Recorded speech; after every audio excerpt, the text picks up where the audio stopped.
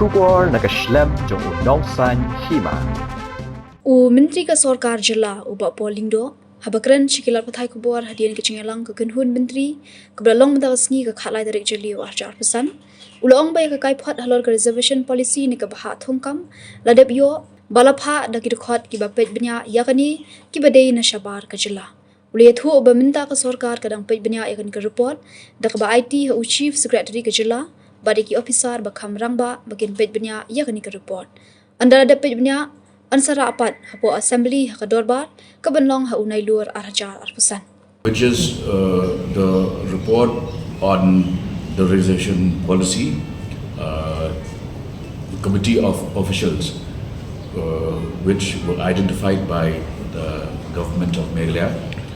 All these members of the expert committee are from outside Meghalaya to ensure that they come up with an actionable plan of action. The report has now been received by government of Meghalaya.